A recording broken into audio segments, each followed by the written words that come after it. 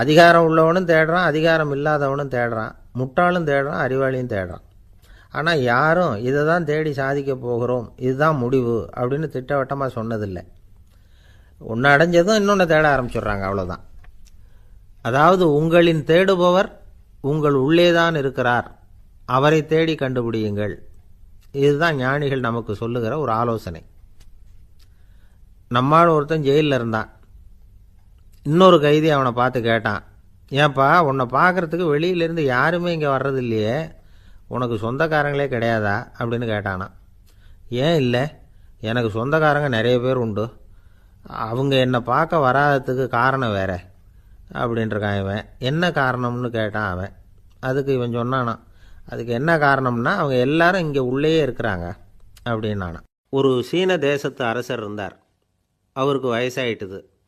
அவருக்கு அடுத்தபடியாக அவருடைய புள்ள பட்டத்துக்கு வரணும், ஆட்சி பொறுப்பை ஏற்றுக்கணும். ஒரு நல்ல தலைவனுக்கு இருக்க வேண்டிய பண்புகள்லாம் தன்னுடைய மகனுக்கு இருக்கணும்னு விரும்பினார் அந்த அரசர். அதனால் இளவரசனை பக்கத்தில் இருந்த ஒரு குரு கிட்ட அனுப்புனார். இளவரசன் அவர்கிட்ட போய் சேர்ந்தான்.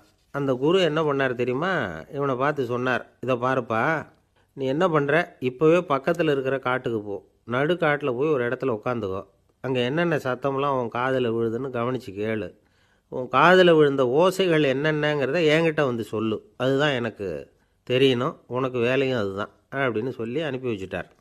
இளவரசன் காட்டுக்கு போனான். குரு சொன்னபடியே ஒரு இடத்துல உட்காந்து கவனித்து கேட்டான். அதுக்கப்புறம் குருக்கிட்ட திரும்பி வந்தான். என்னென்ன சத்தம்லாம் கேட்ட அப்படின்னு கேட்டார் குரு. குருவே, காட்டில் நான் பறவைகள் சத்தம்லாம் கேட்டேன், மிருகங்களின் ஓசையையும் கேட்டேன், இதை தவிர இடி மின்னல் மழை இதுகளோட சத்தத்தையும் கேட்டேன் அப்படின்னா. குரு யோசனை பண்ணார், நீ இன்னமும் சரியாக கேட்கல, அதனால் மறுபடியும் காட்டுக்கு போ, கொஞ்ச நாள் தங்கியிருந்து கேட்டுட்டு வா அப்படின்னார். இளவரசனுக்கு ஒன்றும் புரியல. இருந்தாலும் குருவின் கட்டளையாச்சே, மறுக்க முடியுமா? உடனே அவன் மறுபடியும் காட்டுக்கு போனான். ஒரு இடத்துல உட்காந்தான். கொஞ்ச நேரம் உன்னிப்பாக கவனித்து கேட்டான்.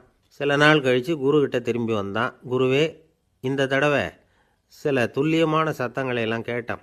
தேனீ பறக்கிற சத்தம், நீரோடையின் மெல்லிய ஓசை, இதெல்லாம் கேட்டேன்னா. குரு சிரித்தார். நீ மறுபடியும் காட்டுக்கு போ, இன்னும் சில நாள் அங்கே இரு, முழுமையாக கவனமாக கேட்டுக்கிட்டு வா அப்படின்னு சொல்லி அனுப்பி வச்சுட்டார். இளவரசனுக்கு குழப்பம் அதிகமாயிட்டுது. ஒன்றுமே புரியல. மறுபடியும் காட்டுக்கு போனான். மௌனமாக ஒரு இடத்துல உட்காந்துட்டான். அப்படியே தியானத்தில் ஆழ்ந்துட்டான். சில நாளில் அவனுக்கு இதுவரை கேட்காத ஓசைகள்லாம் கேட்க ஆரம்பிச்சிட்டுது. இதைத்தான் நான் கேட்கணும்னு என்னுடைய குரு எதிர்பார்த்துருக்கிறாருங்கிறத புரிஞ்சுக்கிட்டான். உடனே குருக்கிட்ட ஓடனான். குருவே, இந்த தடவை காதுகளுக்கு கேட்க முடியாத சில ஓசைகளை கூட என்னால் உணர முடிஞ்சுது. பூ மலருகிற ஓசை, சூரியனால் பூமி சூடாகிறப்போ எழுகிற ஓசை, காலை பனித்துளி இந்த புல்லுலாம் குடிக்கிற ஓசை, இது எல்லாம் என்னால் நல்லா கேட்க முடிஞ்சுது அப்படின்னா. குருவுக்கு இப்போ தான் திருப்தி ஏற்பட்டு தான். இளவரசனை பார்த்து சொன்னார், இதை பாருப்பா, இப்போ தான் நாட்டை ஆளுகிற தகுதி உனக்கு வந்திருக்குது அப்படின்னு சொல்லி அதுக்கு விளக்கமும் கொடுத்தாராம். எந்த அரசன் தன்னுடைய மக்களின் எதையும் பேசுகிற மௌன மொழியை, மௌன வார்த்தைகளை கேட்குறானோ அவன்தான் ஆள தகுதி உள்ளவன். எந்த அரசன் தன்னுடைய மக்களின் உணர்ச்சிகளை உண்மையாக உணர்றானோ அவன்தான் முதன்மையான அரசன். போலி வார்த்தைகளை மட்டும் கேட்டுட்டு பல மௌன ராகங்களை காதில் வாங்கிக்காதவன் அரசனே இல்லை. எந்த நாட்டில் எப்போ ஒரு அரசன் தன்னுடைய மக்களின் உணர்ச்சிகளை கேட்க மறுக்கிறானோ அன்னையிலேருந்தே அந்த நாடு அழிய தொடங்குது அப்படின்னு அர்த்தம். இதுதான் அந்த குரு இளவரசனுக்கு போதிச்சது. வாயால் பேசுகிறத மட்டும் கேட்டு ஏமாறக்கூடாது, உணர்ச்சிகளையும் கேட்குறதுல தான் மனப்பக்குவம் உண்டாகும். மக்கள் உணர்ச்சிகளை புரிந்து கொள்ளாத அரசர்கள் நீடிச்சிருக்க முடியாது. அது மாதிரி நாடுகளில் அடிக்கடி குழப்பம் வந்தால் உண்டாகும். அப்படி இருந்தால் அடிக்கடி ஆட்சி மாறிக்கிட்டு இருக்கும். அப்படிப்பட்ட ஒரு தேசம், அங்கே ஒரு சிறைச்சாலையில் 3 கைதிகள் பேசிக்கிட்டு இருந்தாங்க. ஒருத்தன் சொன்னான், நான் இந்த நாட்டு ராஜாவை எதிர்த்து பேசிக்கிட்டு இருந்தேன், அதனால் என்னை பிடிச்சி கொண்டாந்து இங்கே போட்டுட்டாங்க அப்படின்னா ஒருத்தன். இன்னொருத்தன் சொன்னான், நான் இந்த நாட்டு ராஜாவை ஆதரித்து பேசிக்கிட்டு இருந்தேன், அதனால் என்னை பிடிச்சி கொண்டாந்து இங்கே தள்ளிவிட்டாங்க அப்படின்னா.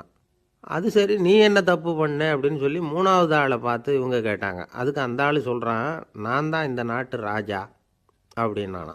ஒரு ஆசாமி வேகமாக ஓடிக்கிட்டு இருந்தான். ஏன் இப்படி ஓடுறேன்னு கேட்டார் இன்னொருத்தர். அங்கே ஒரு ஆள் அடிபட்டு கிடக்கிறான், அதை பார்த்தேன், உடனே ஓடுறேன்னா. எங்கேன்னு கேட்டார். ஆஸ்பத்திரிக்குன்னா. ஒரு ஆள் அடிபட்டு கிடக்கிறத பார்த்தா உடனடியாக நாம் செய்ய வேண்டியது முதல் உதவி, அதுக்கப்புறம் தான் ஆஸ்பத்திரி. இன்றைக்கி விபத்துங்கிறது சர்வசாதாரணமாக நடந்துக்கிட்டு இருக்குது. வாகன விபத்து, வெடிகுண்டு விபத்து, தீ விபத்து, கட்டடம் சரியறது, பூகம்பம், இப்படி நிறைய நடக்குது. ஒரு விபத்தை பார்த்துட்டா நம்மளில் பல பேர் நமக்கு என்னத்துக்கு வம்புன்னு ஒதுங்கி போயிடுறதும் உண்டு. சில பேர் துணிஞ்சு கிட்ட போய் உதவி செய்கிறதும் உண்டு. அப்படி உதவி செய்ய நினைக்கிறவங்களுக்கு உபயோகப்படுற தகவல் இது. விபத்தில் காயமடைஞ்சவங்களை 3 பிரிவாக பிரிக்கலாமா. முதல் வகை கொஞ்சம் சீரியஸானது, உயிருக்கு உடனே ஆபத்து தரக்கூடியது. மூளை காயம், முகம், கழுத்து காயங்கள், இருதயம், நுரையீரல் காயங்கள், வயத்தில் உள்ளுறுப்பு காயங்கள், அதிகப்படியான இரத்தப்போக்கு, இதனால எல்லாம் பாதிக்கப்பட்டிருந்தால் அது முதல் வகை அப்படின்னு நாமளே மனசுக்குள்ளே முடிவு பண்ணிக்கணும். இவங்களுக்கெல்லாம் உடனடியாக முதல் உதவி கொடுக்கணும். தாமதப்படுத்தாமல் ஆஸ்பத்திரிக்கு கொண்டுகிட்டு போயிடணும். இப்படி கொஞ்சம் எச்சரிக்கையாக நடந்துக்கிட்டால் அவங்களில் பல பேரை காப்பாற்றி போடலாம். ரெண்டாவது வகை எப்படின்னா, முதல் உதவி விரைவாக கிடைச்சா உயிர் பிழைக்கக்கூடிய மார்பு காயங்கள், கைகால் எலும்பு முறிவு, இடுப்பு முதுகெலும்பு காயம், சீரான இரத்த சேதம், இப்படிப்பட்டவங்களை ரெண்டாவது வகையாக பிரிக்கணும். ஆபத்து இல்லாத சிராய்ப்புகள், சிறு காயங்கள், இரத்த உறைவுகள், இதனால் பாதிக்கப்படுறவங்க மூணாவது வகை. ஒருத்தர் தலையில் அடிபட்டு நினைவு விழுந்துட்டார்னு வச்சுங்க, அவருக்கு வாந்தி வர்றதுனால புறையேறி மூச்சு அடைப்பு உண்டாகும்.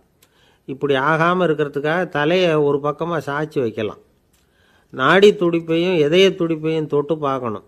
அது குறைஞ்சிருந்தாலும் சரி, நின்று இருந்தாலும் சரி, அவர் மார்பை நிமிஷத்துக்கு 80 தடவை உள்ளங்கையால் அழுத்தி இதய துடிப்பை மீட்கிறதுக்கு உதவி பண்ணணும். கழுத்தில் காயம்பட்டாலும் ஆபத்து அதிகம். கழுத்துக்கு அடியில் ஒரு துண்டை மடித்து வைக்கலாம். 2 பக்கமும் சின்ன தலையணை அல்லது துணி மடிப்புகளை வச்சு கழுத்தை அதிகமாக அசையாமல் பார்த்துக்கலாம். முதுகெலும்பு முறிஞ்சிருக்குமோ அப்படிங்கிற சந்தேகம் இருந்ததுன்னா அவரை அதிகமாக அசைய விடக்கூடாது. அதிகமாக அசைஞ்சால் தண்டு இடத்துல பாதிப்பு ஏற்பட்டு கைகால் விளங்காமல் போயிடும். அவரை ஒரு கனமான போர்வை இல்லைன்னா பாயில் படுக்க வச்சு 4 பேர் மெதுவாக தூக்கி மருத்துவ உதவிக்கு அனுப்பி வைக்கலாம். கையெலும்பு முறிஞ்சிருந்தால் முறிஞ்ச பாகத்தை உடம்போடு சேர்த்து அசையாமல் கட்டி போடலாம். கால் எலும்பு முறிஞ்சிருந்தால் மற்ற காலோடு சேர்த்து கட்டி போடலாம். முறிஞ்ச பாகம் தொங்காமல் பார்த்துக்கணும். அப்போ தான் வீக்கம் உண்டாகாமல் இருக்கும். வெட்டு காயம், குண்டடிப்பட்ட காயம், இதிலெல்லாம் ரத்தப்போக்கு அதிகமாக இருக்கும். ரத்தம் வெளியேற ஆபத்து அதிகம். சுத்தமான துணியை பல மடிப்புகளை மடித்து காயத்தின் மேலே வச்சு அழுத்தமாக ஒரு 10 நிமிஷம் பிடிச்சிக்கணும். ரத்தம் நின்ன உடனே காயத்துக்கு கட்டு போடலாம். சில சமயம் காயம்பட்ட பாகத்தை உயரமாக தூக்கி பிடிச்சிக்கிட்டா தான் ரத்த கசிவு நிற்கும். இந்த விவரங்களையெல்லாம் கொஞ்சம் மனசில் வாங்கி வச்சுக்கிட்டோம்னா சமயத்தில் உதவும். ஏன்னா இந்த காலத்தில் விபத்து எந்த ரூபத்தில் எப்போ வரும்னு யூகிக்கவே முடியல. நண்பர் ஒருத்தர் சொன்னார், நேற்றுக்கு பாருங்கள் சார், என் கண்ணு முன்னாடியே ஒரு சின்ன விபத்து நடந்ததுன்னார். என்னன்னு விசாரித்தோம். ஒரு பஸ்ஸில் வந்துக்கிட்டு இருந்தேன். அந்த பஸ்ஸில் பின்பக்கம் படி ஓரமாக நின்றுக்கிட்டு இருந்த ஒருத்தர் ரோட்டில் விழுந்துட்டார். டிரைவர் அதை கவனிக்கலை, நிறுத்தாமல் அவர் பாட்டுக்கு போகிறாருன்னார். கண்டக்டர் உடனே விசில் கொடுத்து பஸ்ஸை நிறுத்த வேண்டியது தானே அப்படின்னோம். அதுதான் சார் முடியாமல் போச்சுன்னார் அவர். ஏன்னு கேட்டாங்க. தவறி கீழே விழுந்ததே அந்த கண்டக்டர் தான் சார் அப்படிங்கிறார். ஒரு நண்பர், அவர்கிட்ட பேசிக்கிட்டு இருந்தேன். மனித உறவுகள் பற்றி அவர் சொல்லிகிட்டு இருந்தார். அமெரிக்காவில் தந்தை மகன் உறவு எப்படி இருக்குது அப்படிங்கிறத விளக்கிறதுக்கு அவர் ஒரு கதையை சொன்னார். ஒரு அப்பா பகல் பூராவும் அலுவலகத்தில் வேலை, ஓடி ஆடி உழைச்சிக்கிட்டு களைச்சி போய் ராத்திரி 10 மணிக்கு மேலே வீடு திரும்பினான். வீட்டு வாசலில் அவரோட மகன் காத்துக்கிட்டு இருக்கிறான். இன்னமும் தூங்கலை. அப்பாவை வாசல்லையே தடுத்து நிறுத்தி, அப்பா உனக்கு சம்பளம் எவ்வளவு அப்படின்னு கேட்குறான். ஏற்கனவே ஆஃபீஸு பிரச்சனைகளால் அலுத்து போய் திரும்புகிற அப்பாவுக்கு கோவம் வந்துடுது. என்னடா இப்படிலாம் கேளுன்னு உங்கள் அம்மா உனக்கு சொல்லி கொடுத்தாளா அப்படின்னு சொல்லிவிட்டு உள்ளே போய் சட்டையை கட்டி மாட்டிவிட்டு குளிச்சுவிட்டு மறுபடியும் வெளியில் உடையை மாற்றுகிற சமயம் அப்போ மறுபடியும் மகன் உள்ளே நிற்கிறான் அவர் முன்னாடியே. அப்பா உனக்கு எவ்வளவு சம்பளங்கிறான் மறுபடியும். அப்பாவுக்கு எரிச்சல் அதிகமாகிட்டுது. மணிக்கு $20 போதுமா அப்படின்னார். அப்படின்னா எனக்கு ஒரு $10 தர முடியுமான்னா மகன். இதுக்கு தான் என் சம்பளம் எவ்வளவுன்னு கேட்டியா? 2ஆம் வகுப்பு படிக்கிற உனக்கு எதுக்குடா $10 அப்படின்னு கத்திவிட்டு தொலைக்காட்சி பெட்டியின் முன்னாடி போய் உட்காந்துக்கிட்டு ஏதோ நிகழ்ச்சியை பார்க்க ஆரம்பிச்சிட்டார். கொஞ்ச நேரம் கழித்து மறுபடியும் மகன் நிற்கிறான். அப்பா ப்ளீஸ் எனக்கு ஒரு $10 கொடுக்க முடியுமா? மகனுடைய கண்களில் கண்ணீர். என்னடா அவன் கண்ணீரை காட்டி காரியம் சாதிக்கலாம்னு பார்க்குறியா? ஒரு காசு கூட கொடுக்க மாட்டான் போ அப்படின்னு விரட்டி விட்டான். மகன் கண்ணீரை தொடச்சிக்கிட்டே கண்ணை தொடச்சிக்கிட்டு பேசாமல் போய் படுத்துக்கிட்டானான். கொஞ்ச நேரம் ஆச்சு. அப்பாவோட கோபம் கொஞ்சம் கொஞ்சமாக குறைஞ்சிது. பிள்ளைகிட்ட கோபமாக கத்துனது தப்பு தாங்கிறது புரிஞ்சுது அவனுக்கு. எழுந்திரிச்சு போனான், படுக்கை இறக்கி போனான். மகனை பார்த்தான். அவன் தலையணையை கட்டி பிடிச்சிக்கிட்டு அழுதுகிட்டு இருக்கிறான். அவனை மெல்ல நெருங்கி அவங்ககிட்ட எதமாக பேசுகிறதுக்கு ஆரம்பித்தானான். எதுக்குடா உனக்கு $10 பள்ளிக்கூடத்தில் கேட்டாங்களா அப்படின்னு கேட்டானான். மகன் சொல்லியிருக்கான், இல்லை டாடி, உனக்கு 1 மணி நேரம் சம்பளம் $20ன்னு சொன்னேன். நீ ஏற்கனவே எனக்கு கொடுத்த பாக்கெட் மணி $10 என்கிட்ட இருக்குது. இப்போ நீ இன்னொரு $10 கொடுத்தீங்கன்னா அதையும் சேர்த்து $20 ஆகிடும். அந்த $20 நான் உனக்கு கொடுத்துருவேன். அப்படி கொடுத்தா நீ என் கூட 1 மணி நேரம் செலவழிப்ப இல்லையா? அதுக்காக தான் $10 கேட்டேன் அப்படின்னு சொன்னானான். அந்த அப்பா கண்ணு கலங்கி போச்சான். ஆதரவோடு தன்னுடைய மகனை கட்டி பிடிச்சி அழ ஆரம்பிச்சிட்டாராம். இதுதான் நண்பர் சொன்ன கதை. அமெரிக்கா மட்டும் இல்லை, உலகம் பூராவும் இன்றைக்கி மனித உறவுகள் இப்படி தான் மாறிட்டு இருக்கு. பெரியவர்கள் அறிவுரை என்ன தெரியுமா? உங்கள் குழந்தைகளிடமிருந்து குழந்தை பருவத்தை பிரித்து விடாதீர்கள் அப்படிங்கிறது தான். அதாவது இன்றைய குழந்தைகள் தங்கள் பிருந்தாவனத்தை இழந்து விடுகிறார்கள் அப்படிங்கிறது அவங்களுடைய கருத்து. இந்த நிலைக்கு நாம் காரணமாக இருந்துடக்கூடாது. குழந்தைகளோட விளையாடுவோம், குடும்பத்தோடு உறவாடுவோம் அப்படிங்கிறது தான் நம்முடைய நோக்கமாக இருக்கணும். இன்றைய உறவு முறைக்கு இன்னொரு உதாரணம் சொல்லுவாங்க. ஒருத்தர் வந்தாராம், அவர் பக்கத்தில் ஒரு சின்ன பையன். நாம் அவரை விசாரிக்கிறோம், யார் இந்த பையன் அப்படின்னா அவர் சொல்கிறார், இவன் எனக்கு தூரத்து உறவு அப்படின்னாராம். இந்த தூரத்து உறவுன்னா எப்படின்னு இருக்கான். இதுக்கு அவன் சொல்லியிருக்கிறான், இவன் எங்கள் அப்பாவுக்கு 8வது புள்ள அப்படின்னானான். ஒரு ஊரில் ஒரு பெரிய ஞானி இருந்தார். அவர் படுக்கையில் இருந்தார். இன்னும் கொஞ்ச நேரம்தான் அவர் இந்த உலகத்தில் இருக்க போகிறார். அவரை சுற்றி ஏகப்பட்ட கூட்டம். ஏற்கனவே அவருடைய உபதேசங்களை கேட்டவங்க பல பேர் அவரை சுற்றி நிற்கிறாங்க. அந்த ஞானி மெதுவாக கண்ணை திறந்து பார்க்குறார். எல்லாரும் அவருடைய கடைசி வார்த்தையை கேட்கறதுக்காக அவளோட காத்துக்கிட்டு இருக்கிறாங்க. அந்த ஞானி மெதுவாக பேச ஆரம்பித்தார். நான் என்னுடைய வாழ்நாள் பூராவும் உங்களுக்கு நிறைய போதனைகள் சொல்லிக்கிட்டு இருக்கிறேன். பேரானந்தம், மகிழ்ச்சி, தியானத்தன்மை இதை பற்றியெல்லாம் சொல்லியிருக்கிறேன். இப்போ நான் வேறு ஒரு கரைக்கு போய்கிட்டு இருக்கிறேன். நான் இனிமேல் இந்த கரையில் இருக்க மாட்டேன். நீங்கள் நான் சொன்னதையெல்லாம் கேட்டீங்க, ஆனால் எதையும் நீங்கள் நடைமுறைப்படுத்தி பார்க்கல. எல்லாம் கேட்டதோடு சரி, அதோடு விட்டுவிட்டீங்க. அப்புறம் அதை தள்ளி போட்டுக்கிட்டே வந்துட்டீங்க. மேலும் அதை தள்ளி போடுறதுல எந்த பிரயோஜனமும் கிடையாது. இப்போ நான் போய்கிட்டு இருக்கிறேன், உங்களில் யாராவது என்னோட வர்றதுக்கு தயாரா அப்படின்னு கேட்டார். அவ்வளவுதான், யாரும் வாயை திறக்கலை. ஒரே மௌனம், சத்தமே இல்லை. ஒருத்தர் பார்த்துக்கிட்டே நிற்கிறாங்க. அந்த கூட்டத்தில் ஒரு ஆள் அந்த ஞானி கூடவே 40 வருஷத்துக்கு மேலே இருந்திருக்கிறான். அவனும் வாயை திறக்காமல் இன்னொருத்தன் முகத்தை பார்த்துக்கிட்டே நிற்கிறான். இந்த சமயத்தில் பின்னாடி நின்றுக்கிட்டு இருந்த ஒருத்தன் கையை தூக்கினான். ஞானி அவனை பார்த்தார். சரி, ஒருத்தனுக்காவது நம்மோட வர்றதுக்கு தைரியம் இருக்குது அப்படின்னு நினச்சார். ஆனால் அந்த ஆள் என்ன சொன்னான் தெரியுமா? ஐயா, நீங்கள் கேட்குறப்போ நான் உடனே எழுந்திருக்கல, கையை மட்டும்தான் தூக்கினேன். என்ன காரணம்னா, நான் எப்படி அடுத்த கரைக்கு சேர்றதுங்கிறது தெரிஞ்சுக்கிறதுக்காக தான். அந்த விவரத்தை மட்டும் இப்போ உங்ககிட்ட இருந்து நான் தெரிஞ்சுக்க ஆசைப்பட்றேன். ஏன்னா இப்போ நான் உங்கள் கூட வர்றதுக்கு தயாராக இல்லை. எவ்வளவோ காரியங்களை நான் இன்னும் இங்கே முடிக்க வேண்டி இருக்குது. வீட்டுக்கு ஒரு விருந்தினர் வந்திருக்கிறார். என்னுடைய இளைய மகனுக்கு கல்யாணம் பண்ணி வைக்கணும். அதனால் இன்றைக்கி உங்கள் கூட வர முடியாது. அது மட்டும் இல்லை, இப்போ உங்கள் கூட அடுத்த கரைக்கு வந்தால் திரும்பி வர முடியாதுன்னு வேறு சொல்கிறீங்க. அதனால் இப்போ நான் வரல. இன்னொரு நாள் நிச்சயமாக நான் வர்றேங்க, உங்களை சந்திக்கிறேன். அதனால் இப்போ நீங்கள் இன்னொரு தடவை எங்களுக்கு விளக்கமாக சொல்லணும். ஏற்கனவே பல தடவை சொல்லியிருக்கிறீங்க. தயவு பண்ணி இப்போ ஒரு தடவை சொன்னீங்கன்னா சௌகரியமாக இருக்கும். அந்த அடுத்த கரையை அடையிறது எப்படி? இப்போ ஒரு தடவை அதை விளக்கமாக சொல்லிட்டிங்கன்னா நல்லா ஞாபகப்படுத்திக்குவேன். அது சரியான சமயம் வர்றப்போ இது எனக்கு உதவியாக இருக்கும் அப்படின்னு நானும். ஆனால் உண்மை என்ன தெரியுமா? அந்த சரியான சமயம் வரவே இல்லை அப்படிங்கிறது தான் உண்மை. இப்படி அந்த கதை முடியும். இந்த கதை அந்த ஒரு ஆளுக்கு மட்டும் இல்லை, கிட்டத்தட்ட எல்லாருக்குமே அது பொருந்தும் அப்படிங்கிறாங்க விவரம் தெரிஞ்சவங்க. எல்லாருமே அந்த சரியான தருணத்துக்காக தான் காத்துக்கிட்டு இருக்கிறாங்களாம். அதுக்காக ஜோசியம் பார்க்குறாங்க, கைரேகை பார்க்குறாங்க, நாளைக்கு என்ன நடக்குங்கிற ஆவலில் எல்லாரும் காத்துக்கிட்டு இருக்கிறாங்க. ஆனால் அந்த ஒரு நாள் ஒருபோதும் வரப்போகிறதில்ல. நீங்கள் தள்ளி போடுறதுக்காக பல அர்த்தமில்லாத காரணங்களை தேடுறீங்க அப்படிங்கிறார் ஒரு ஞானி. காத்திருக்கிறதுலேயே நம்ம காலம் ஓடி போயிடுது.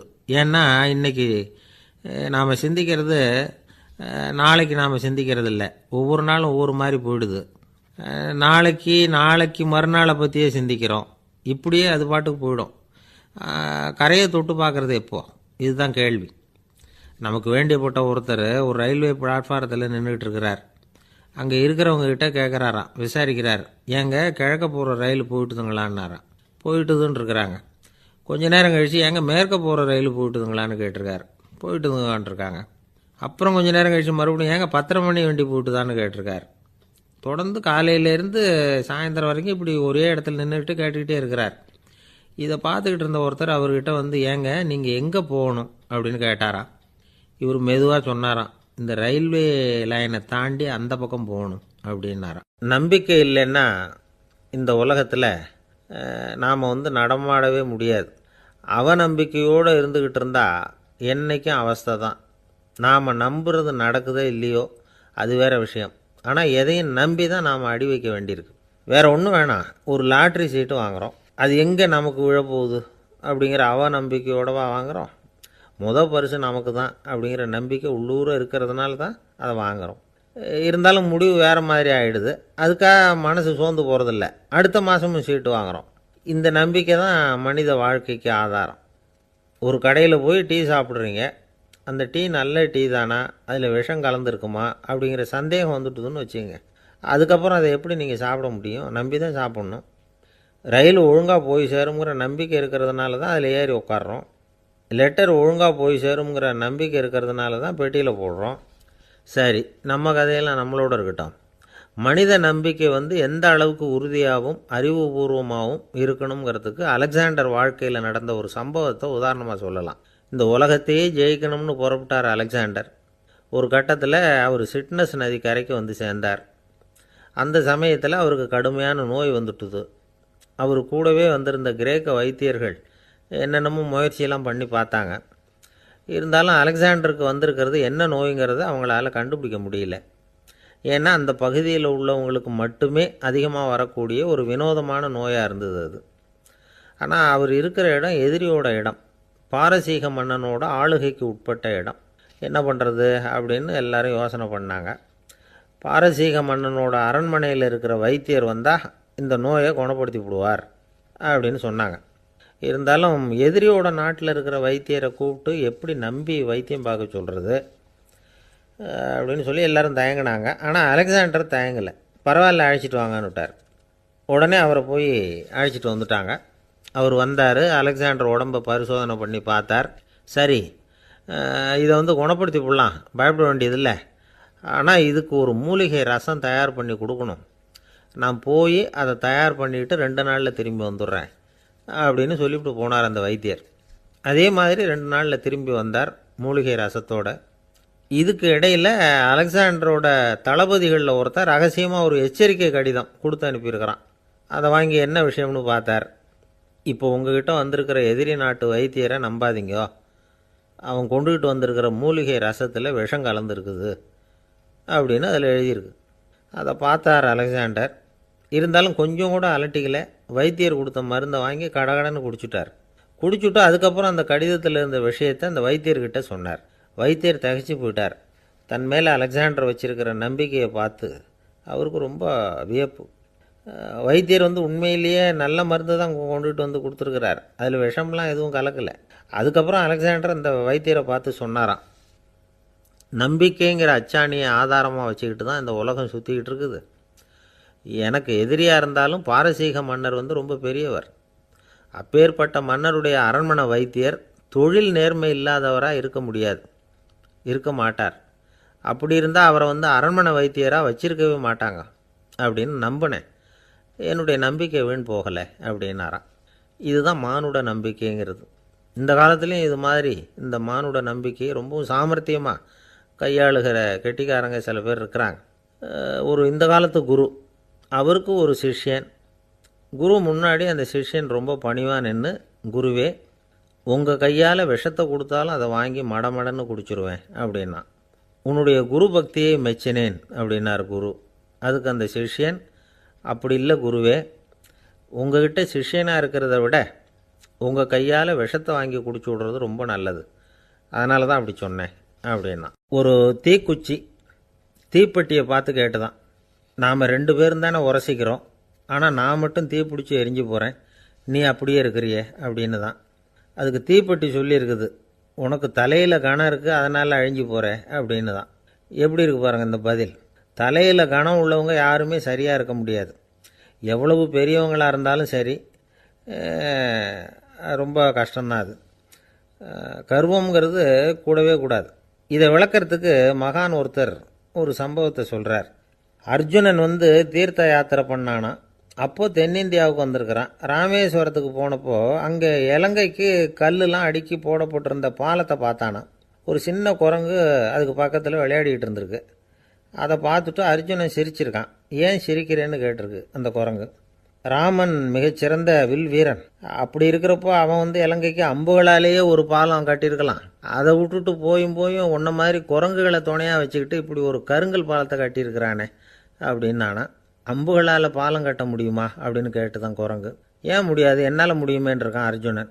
அம்பால் பாலம் கட்டலாம், இருந்தாலும் என்ன மாதிரி குரங்குகள் ஏறி நடந்தா அது தாங்குமா?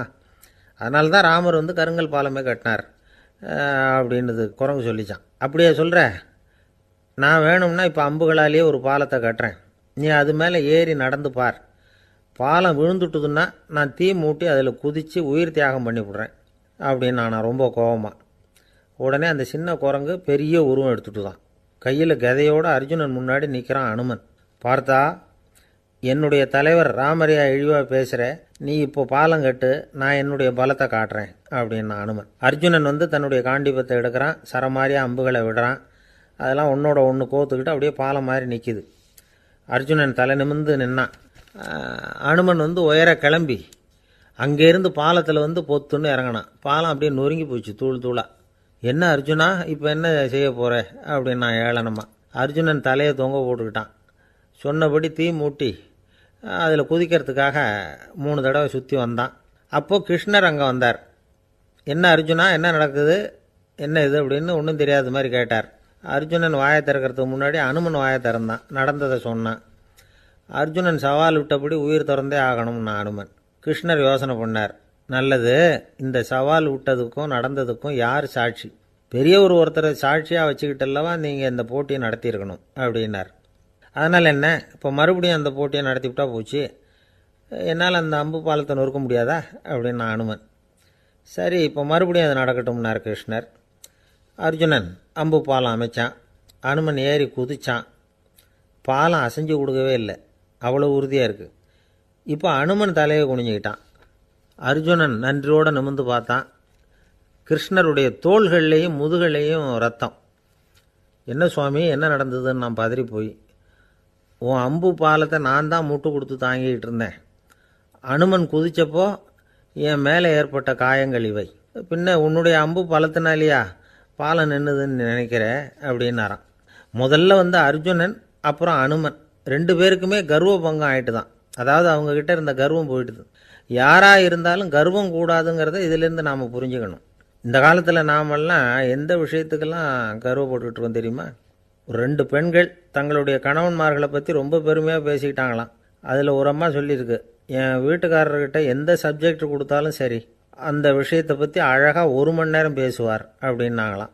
உடனே இன்னொரு அம்மா, அது என்ன பிரமாதம், என் வீட்டுக்காரருக்கு சப்ஜெக்டே தேவையில்லை, விஷயமே இல்லாமல் நாள் பூரா பேசிக்கிட்டு இருப்பார் அப்படின்னாங்களாம். ஒரு காடு, நல்ல மரம்லாம் செழிச்சு இருந்தது. அப்படிப்பட்ட காட்டில் ஒரு சாது இருந்தார். அவர் எப்படின்னா, எப்பவும் ஒரு மரத்தடியில் உட்காந்துருப்பார். ஏன்னா அவருடைய இருப்பிடமே அதுதான். அவர் என்ன பண்ணுவார், 3 கல் வச்சுருந்தார். செங்கல் மாதிரி இருக்கும், ஆனால் அதை விட கொஞ்சம் பெருசாக இருக்கும். எதுக்கு அந்த 3 கல்லுன்னா, அதுதான் அவருடைய படுக்கை. அதாவது தூங்குறப்ப ஒரு கல்லை தலைக்கு கீழே வச்சுக்குவார், இன்னொரு கல்லை இடுப்புக்கு கீழே வச்சுக்குவார், இன்னொரு கல்லை காலுக்கு கீழே வச்சுக்குவார். உடம்பை அப்படியே ஒரு தகட்டால் மூடிக்குவார், அப்படியே தூங்கி போடுவார். மழை பெய்யுதுன்னு வச்சுங்க, அவர் உடம்பு 3 கல் மேலே இருக்குதா, அதனால் தண்ணி அடியில் ஓடி போடும், உடம்பு நனையாது. மேலே தகடு இருக்கிறதுனால மழையும் உடம்புல படாது. அவர் தூக்கமும் கெடாது, நிம்மதியாக தூங்குவார். பகலில் அந்த 3 கல்லையும் ஒரு சேர ஒரு அடுப்பு மாதிரி வச்சு அது மேலே உட்காந்துக்குவார். அதனால் பாம்பு பூச்சி எதுவும் அவரை தொந்தரவு பண்ணுறதில்ல, அது பாட்டுக்கு நகர்ந்து போயிடும். அவர் பாட்டுக்கு நிம்மதியாக இருப்பார். யாராவது எதையாவது கொண்டுகிட்டு கொடுத்தா அதை வாங்கி சாப்பிடுவார், அவ்வளவுதான். ஒரு நாள் அந்த நாட்டு அரசன் காட்டுக்கு வேட்டையாட வந்தான். அந்த வழியாக வந்தப்போ இந்த சாது படுத்துருக்கிறத பார்த்தான், பரிதாபப்பட்டான். ஐயோ பாவம், இவர் இப்படி இந்த கல் மேலே உடம்பை வச்சுக்கிட்டு தூங்குறாரு, என்ன பாடுபடுவார், இவரை நாம் அரண்மனைக்கு அழைச்சிட்டு போய் சுகமாக நிம்மதியாக இருக்கிறதுக்கு வழி செஞ்சு கொடுப்போம், அது ரொம்ப நல்லாயிருக்கும் அப்படின்னு நினச்சான். அப்படி நினச்சிக்கிட்டே அரண்மனைக்கு வந்துட்டான். அதுக்கப்புறம் ஒரு பல்லக்கையும் 2 சேவகர்களையும் காட்டுக்கு அனுப்பி அந்த சாதுவை மெதுவாக இங்கே அழைச்சிட்டு வந்துடுங்க அப்படின்னு சொல்லி அனுப்பி வச்சான். இவங்க போய் அவர்கிட்ட விவரத்தை சொன்னாங்க. எனக்கு என்னத்துக்கு அரண்மனை வாசம் அப்படின்னார். இருந்தாலும் மன்னர் உத்தரவு, நீங்கள் அவசியம் வரணும் அப்படின்னாங்க இவங்க. சரின்னு சொல்லிவிட்டு வேறு வழி இல்லாமல் புறப்பட்டார். புறப்படும் பொழுது என்ன பண்ணார்னா, மறக்காமல் அந்த 3 கல், ஒரு தகடு அதையும் எடுத்து பல்லக்கில் வச்சுக்கிட்டார். என்னத்துக்கு இதையெல்லாம் எடுத்து வைக்கிறாரு அப்படின்னு சொல்லி அவங்க யோசனை பண்ணாங்க. இருந்தாலும் அதை பற்றி ஒன்றும் கேட்கல. பேசாமல் அவரை அழைச்சிட்டு போய் அரண்மனையில் விட்டுட்டாங்க. அரசன் ஓடி வந்தான், வரவேற்றான், அறுசுவை உணவு படைத்தான். அவர் படுக்கிறதுக்கு தங்க கட்டில், பட்டு மெத்தை, இப்படி எல்லாம் ஏற்பாடு பண்ணி வச்சான். இங்கே படுத்து ஓய்வு எடுத்துங்க அப்படின்னு சொல்லிவிட்டு அவன் பாட்டு போயிட்டான். மறுநாள் காலையில் வந்து பார்க்குறான், சாது படுத்துருக்கிறார். எப்படி தெரியுமா? அந்த பட்டு மெத்தை மேலே 3 கல்லையும் வச்சு வழக்கம் போலவே அது மேலே படுத்துருக்கிறார். அதுக்கு மேலே தகடு. அரசன் பார்த்துட்டு அதிர்ச்சி ஆயிட்டான். என்ன சுவாமி இப்படி அப்படின்னா, சாது சொன்னார், எனக்கு தேவையும் இல்லை குறையும் இல்லை, எல்லா இடத்துலையும் எனக்கு ஒரே மகிழ்ச்சி தான் அப்படின்னார். மகிழ்ச்சிங்கிறது தங்க கட்டிலேயோ பட்டு மெத்தையிலேயோ இல்லை, அது மனசில் இருக்கிற ஒரு விஷயம். உண்மையான மகிழ்ச்சிக்கு வழி மனப்பக்குவம் அப்படிங்கிறது அந்த அரசனுக்கு புரிஞ்சுதான். இந்த காலத்தில் ஒரு சாமியார், அவரை தேடி ஒரு சீடன் வந்தான். என்னாச்சு தெரியுமா? சுவாமி, எனக்கு நிம்மதி வேணும், அதுக்கு என்ன வழின்னு கேட்டான். சாமியார் நிமிர்ந்து பார்த்தார். அப்புறம் சொன்னார், நீ ஏகப்பட்ட பேர்கிட்ட கடன் வாங்கியிருக்கிற, அதையெல்லாம் திருப்பி கொடுத்தா தான் உனக்கு நிம்மதி கிடைக்கும்னார். இவனுக்கு ஆச்சரியம். அது எப்படி சாமி, அவ்வளவு கரெக்டாக நான் கடன் வாங்கினதை கண்டுபிடிச்சிங்க அப்படின்னா, உனக்கு கடன் கொடுத்து சாமியாராக போனதே நான் தான்ப்பா, அதனால தான் இந்த கதிக்கு வந்தேன். என்கிட்டயே நிம்மதிக்கு வழி கேட்குறிய, அதுதான்டா வேதனை அப்படின்னாராம் அவர். ஒரு குரு, இளம் சீடர்கள் எதிரில் உட்காந்துருக்கிறாங்க. குரு பாடம் நடத்திக்கிட்டு இருக்கிறார். சீடர்களுக்கு ஒரு ஆசை, அதாவது ஒரு முக்கியமான மந்திரத்தை நம்ம குருநாதர்கிட்ட இருந்து கற்றுக்கணும் அப்படிங்கிறது அவங்க ஆசை. அது என்ன மந்திரம்னா, இறந்தவரை உயிர்ப்பிக்கக்கூடிய புனித மந்திரம், அதாவது செத்தவங்களுக்கு மீண்டும் உயிர் உண்டாக்குகிற மந்திரம். குருவே, தயவு பண்ணி அந்த மந்திரத்தை எங்களுக்கு உபதேசிக்கணும் அப்படின்னு கேட்டாங்க. அது ரொம்ப ஆபத்தானது, அது என்னத்துக்கு உங்களுக்கு வேண்டாமேன்னாராம் குரு. எங்களுடைய நம்பிக்கை உறுதிப்படுறதுக்காகத்தான் கேட்குறோம், வேற ஒன்றும் இல்லை அப்படின்னாங்களாம் சீடர்கள். பக்குவப்படாத அறிவுங்கிறது ரொம்ப ஆபத்தானது அப்படின்னாராம் குரு. இது சீடர்களுக்கு புரியல. அது எப்படிங்க பக்குவப்படாத அறிவு ஆபத்தானதுன்னு சொல்கிறீங்க, அப்படின்னா என்ன அப்படின்னு கேட்டிருக்காங்க சீடர்கள். குரு அதுக்கு விளக்கம் கொடுத்தாராம். அந்த மந்திரத்தை எப்போ பயன்படுத்தணுங்கிறது முக்கியம். அதை அறியக்கூடிய ஞானம் ஏற்படுகிற வரைக்கும் அதை தெரிஞ்சுக்காமல் இருக்கிறது தான் நல்லது, இல்லைன்னா ஆபத்துன்னாராம். ஆனால் அந்த சீடர்கள் அதை கேட்குற மாதிரி இல்லை, ரொம்ப பிடிவாதம் பண்ண ஆரம்பிச்சிட்டாங்க. சரி வாங்க சொல்கிறேன்னார் குரு. எல்லாரும் வந்தாங்க. அந்த புனித மந்திரத்தை அவங்களுக்கு ரகசியமாக உபதேசம் பண்ணார். உபதேசம் பண்ணிவிட்டு அவங்களுக்கு எச்சரிக்கையும் கொடுத்தார். இந்த மந்திரத்தை நல்லா ஆராய்ச்சி பார்த்ததுக்கு அப்புறம்தான் உச்சரிக்கணும், அவசரப்பட்டு எதுவும் செஞ்சிடக்கூடாது அப்படின்னு ஒரு தடவைக்கு பல தடவை எச்சரிக்கை கொடுத்தார். சரின்னு சொல்லிவிட்டு அவங்கெல்லாம் மந்திரத்தை கற்றுக்கிட்டு எழுந்திரிச்சு போயிட்டாங்க. ஒரு நாள் அந்த சீடர்கள் எல்லாம் மணற்பாங்கான இடத்துல அப்படியே நடந்து போயிட்டு இருக்கிறாங்க. ஒரு பாலைவன பகுதி மாதிரி ஒரு இடம். அங்கே ஒரு இடத்துல எலும்புகள் குவியலாக கிடந்தது. உடனே இந்த சீடர்கள் முன்ன பின்ன யோசிக்காமல்